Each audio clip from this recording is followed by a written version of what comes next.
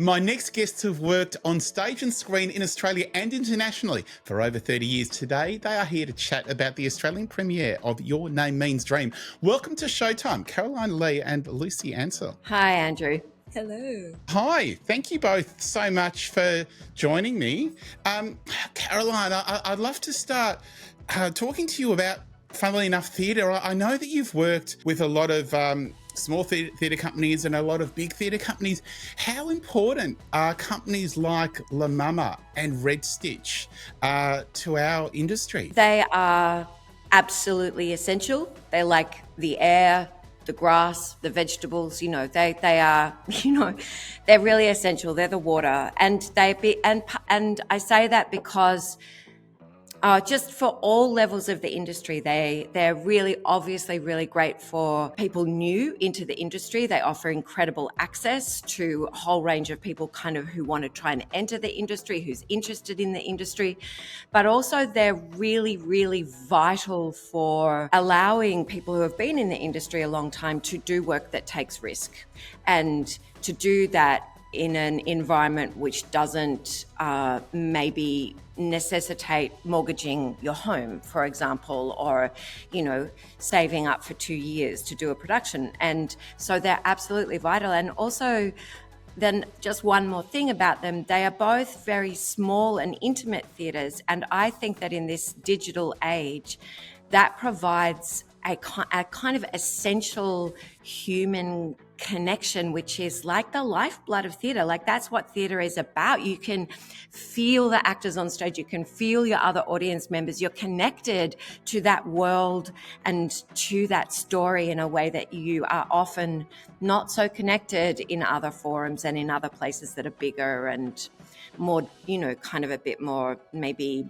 corporatized or, industrialized. Yeah. And Lucy, I feel that for younger performers, it's also an opportunity for mentorship, for support, and for audiences to be introduced to a whole new generation of artists. Yeah, I mean, for sure. I feel so lucky to have a front row seat to, to so many so many artists like Caroline that I totally revere and have so much respect for. So it really does feel like a safe sort of space to learn, and a lot of my sort of, especially my earliest experiences with theatre, I sort of took them on as sort of, I felt like it was like an apprentice or sort of internship sort of role where I could just sort of be a big old sponge and learn what I like and what I don't like. I think it's important to sort of learn the things that aren't for you as well, but it's a space to sort of try it all, and I'm very grateful for those spaces. And Lucy, with those experiences and with being able to work with artists like Caroline and being able to work with companies like Red Stitch and having been through VCA, what are some of the big lessons that you've learnt that are shaping you as a performer now? I think I'm still learning them for sure. I probably will always learn them, be in the process of learning, and I hope I am too. But I think for me, it's sort of trying to find a nice balance between, so many of these spaces are so collaborative, and that's the thing I love about them the most. But I think also sort of figuring out my own sort of artistic integrity and how can I appease a sort of group and also make sure that things are aligning with myself. And it's a really tricky thing, I think, as an artist, is sort of to find that sort of negotiation and to sort of honor that as well. It's an ongoing process, and I think it's something I'm still figuring out. But I think sort of being privy to lots of different situations and lots of different people, and that's the great thing. There's so many people from completely different walks of life. We're all sort of thrown in a room together, and it's great to have those sort of things challenge your point of view and challenge your artistry as well. Caroline, a lot of your work has never been seen, and of course what I'm referring to is the over 150 audio books that you've narrated. That's a staggering body of work. Yeah. Sometimes what happens when I do a show, like a piece of theatre, I go out into the audience and there'll be somebody there who'll say, "Oh my God, in the first couple of minutes, I was like, that's Caroline Lee, who I listened to on the audiobooks and I've never seen her," like that, because they recognize my voice. And And that was actually particularly funny last year when I did a show here at Red Stitch, and the first bit was that, that oral kind of thing. What is it called? Is it BDSM or ADS? ASMR. ASMR. Yeah. I think BDSM is something a bit different. That. And people were like laughing in the audience, and because, like they were getting the full like audiobook experience of me doing it. Yeah. But yeah, it's I love that as my side, one of my side hustles, because it's it keeps me in voice, it keeps me in accent, it's telling stories. Yeah, it's a beautiful, beautiful world to be in. And some really big stories. Apples Never Fall, Truly Madly Guilty, The Forgotten Garden. I mean, such a diverse range of stories and pieces that have. What do you do to get into the mindset to deliver a particular story? Because it's not just reading, it's performing. Yeah. Well, obviously you need to read the whole thing beforehand. And I do a lot of preparation. I write myself lists of the characters and what I think they might sound like, or who in my life they might sound like, or, researching accents and all of those sort of technical things. But I guess I suppose it is just storytelling, like you got to, I do a little bit of writing myself as well. And I suppose I kind of try and get into the mind of the writer a little bit and say, what are they trying to express through this? What story are they really trying to tell? How is the suspense working? Where do they need me to play it or hold back, or all those, similar to in the theatre, but it's just all in the voice. Yeah. Lucy, we'll talk about Your Name Means Dream in a second, and the Australian premiere coming up at Red Stitch. But it's not your first Australian premiere. You were also in Harry Potter and the Cursed Child, which was a massive hit, pre-COVID and post-COVID, at the Princess Theatre. What was it like stepping into such an iconic universe? Oh my gosh. Talk about ends of the scale. Like, I think it was, it was my first, I'm so fortunate because it was my first sort of professional production. And so I knew nothing. I knew absolutely nothing. I was always a massive fan of the books growing up. And it was just like the biggest sort of pinch me moment you could sort of imagine, especially at that time when I was sort of entering it. And that sort of never really wore off. It was so like, it's almost, it's weird to look back on because it feels like it was so long ago, but I guess it wasn't. But I also sort of came in as a swing, and that was, for me, a lot of that was sort of learning the modalities of theatre and learning about the behind the scenes. I think that was something I was not prepared for. There was 150 people that made that production and brought that production to life. And you see the incredible performers on stage, but I think, speaking of sort of unsung heroes, like a lot of the people doing the heavy lifting and stuff are backstage, and I was so in awe of that. I was in awe of the sort of well-oiled machine, especially because I came in a year on, so they already hit their stride.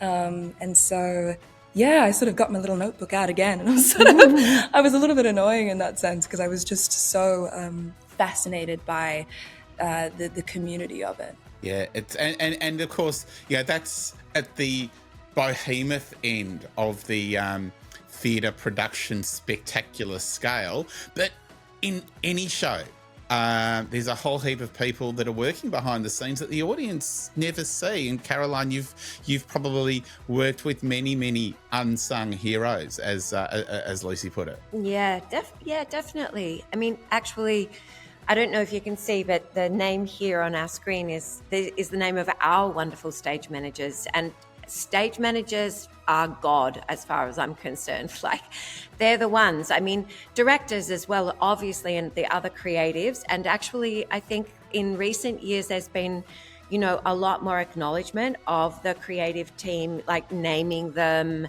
and recognizing their work and sort of giving them a bit more visibility in productions, which I think is fantastic. But yeah, also the stage managers, I mean, it's a sort of strange thing to say probably, but it's like they're the parents, like they're the ones who keep you on time, who rustle you around, who kind of, help you if you need help, who are there, to support you. And also at Red Stitch, obviously, we, any theatre company has so many people who work behind the scenes, and we don't have very many, but then they all work really, really, really hard, like front of house and box office and, publicity and people who try and get us money and the board, all of the people who help make, independent theatre happen. Oh, look, it's a massive collaboration, isn't it? And everyone has to be able to rely on each other, otherwise it doesn't work. Yeah, and like Lucy said, that is actually also what's so wonderful about it. It's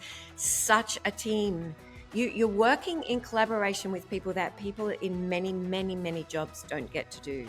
Like we are we're always in dialogue and in contact, and it's really fantastic. Lucy, you and Caroline are collaborating on Your Name Means Dream, which is opening on the 31st of October after a few previews at Red Stitch in St Kilda. What is Your Name Means Dream? Gosh, it is. How would I even surmise it? It's a story. It's a story about humanity, which is ironic because it's so largely centered around tech and AI. But that actually is, I think the baseline of it is actually connection. And it's about this a woman who's sort of reaching the end of her life, and a AI bot, I suppose, like a robot who is only at the beginning of her life, in terms of her body has been used before, but this is the first sort of life with this mind. So she's sort of been reprogrammed and started again. And so they're at two totally different ends of the spectrum of life. And speaking of negotiation and collaboration, they have to navigate this incredibly small space, and they're often sort of on top of one another and sort of trying to figure it all out. But ultimately, they learn from one another. And it sort of questions how far how far does the sentience go? Like, can our machines and can ChatGPT and all of these sort of things, do they have the capacity to hold on to that thing that humans have, which is sentience, which is a sort of understanding that goes beyond their programming? Caroline, Your Name Means Dream is set in the not too distant future, but it sounds pretty relatable today. This merge between devices and people, between artificial intelligence and sentient thinking. What is it that I guess, what are the challenges of humanity, of our society, and what is it that makes this piece so important? As we become more connected, I suppose, to all of the machines that we're connected to in our life, like our computers and our telephones and all of that, I suppose our challenge is how do we remain human, and and also in a world that is increasingly complex in many ways. We know more about that. Like, for example, I read last night that colonial expansion has always been happening. It's just that we're now more aware of it because we see the images from it every day. So it's kind of like, I think that is like, for example, a massive challenge to our humanity, because we are seeing something every day now that challenges our humanity. And how do we negotiate that without shutting our humanity down? How do we maintain belief in ourselves as a species? And also similarly with climate change, how do we maintain belief and hope in ourselves as a species when we are also capable of such terrible destruction? So I think that is actually one of the sort of central themes of the play is humans have a destructiveness. My character is quite self-destructive in many ways, and yet, so how can that be worked with? How can we find her humanity? And it's interesting because, in a way, the premise, the sort of, one of the directions of the play, or one of the arcs of the play, is Stacy's, the robot's learning to be human, or learning more and more and more. But also at the same time, my character is actually learning how to be more human from this interaction, which is really, really interesting, I think. Her lack of humanity, her destructiveness and her anger and her sense of sort of despair is challenged by this relationship. And Lucy, how do we maintain hope in this ever-changing, ever-challenging, sometimes really gloomy-looking world? How do we maintain hope? Oh gosh, I'm not sure I have the answer for that. I'm trying to figure it out myself. I quite like the quote. I think it's been said a few times, but I think it was Antonio Gramsci, and it's pessimism of the intellect, optimism of the will. And for me, I think it sort of gives space to validate to validate all the crap, to validate the despondency, to validate all those emotions that make us not want to continue to show up in the world. It's sort of saying, yeah, everything is really messed up right now, and it's okay to acknowledge that. But also, at the same time, it's like two things can be true at the same time. So that can be true, but also it's sort of willing us to continue to keep going despite it all, to keep showing up, we cannot give up. We cannot give up and we cannot give in. So it's sort of balancing those two things at the same time. It's something I like to think on when I'm feeling overwhelmed by everything, which is, frequently. So that's sort of where I'm at with it. But I wish I knew. If I knew, I'd write a book about it. Yeah, that's the age-old question. And if you wrote a book about it, who do you think could narrate the audiobook version? Oh, I've got a few people in mind. Caroline, it's inevitable. Technology is everywhere. It's unavoidable. It's a tool. We're using technology right now in this conversation. How do you think? What do you think our responsibility is to harness that technology and learn as a community, as a society, to use it for good, not evil? Well, I guess I do think that the whole notion of, say, ethics and values, I do think that sort of keeping on talking about what things do we value, what things are ethical, what is right and wrong, what crosses the line, keeping on having those conversations about morality, about those sort of things, not to sort of necessarily fix them, but to just kind of keep that in the discourse so that then we can kind of, as individuals, I guess, make judgments about, well, actually, that crosses a line for me.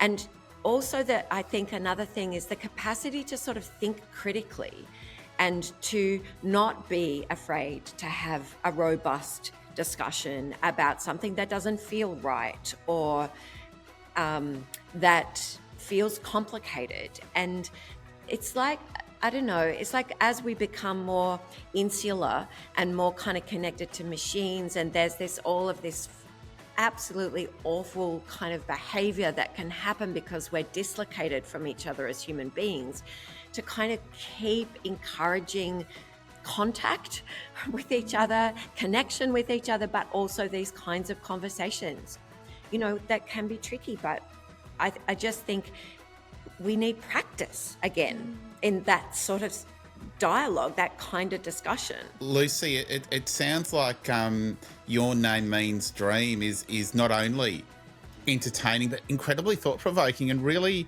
it sounds like something that is almost confrontingly relatable.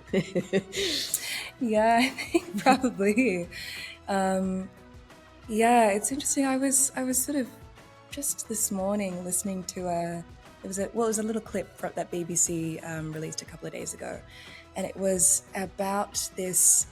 He used to work for Google. He was an engineer for Google, and he sort of shared this clip, and it was between him. He was speaking to a chatbot that Google had created, and it was eerily like reminiscent of the show we're doing. And he was sort of proffering that they are sentient, that we have surpassed that point. I think he's actually since been dismissed by Google. But yeah, I think it's definitely confronting. It is confronting, and I think it's happening so quickly. It's like I feel like by the time we feel like we've sort of got a grasp on it, it's already developed and moved on and continued to achieve higher levels of cognition than we could even possibly comprehend. But I think the beautiful thing about the show for me is there is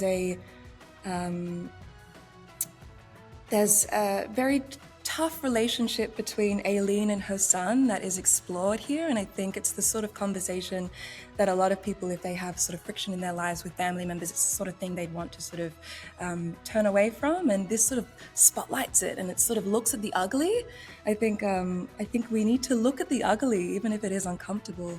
Going back to what Caroline was saying about sort of things we're seeing proliferated over the news, we need to see it. We need to see it because that it makes it harder for us to be able to turn away from the discomfort. Discomfort is key, I think. Your Name Means Dream is on at Red Stitch Actors Theatre from the 31st of October. But there are previews from the 27th. Redstitch.net for more information and to book tickets. Caroline, Lucy, thank you so much for the chat and all the very best for the Australian premiere. Thank you so much. It was wonderful to talk.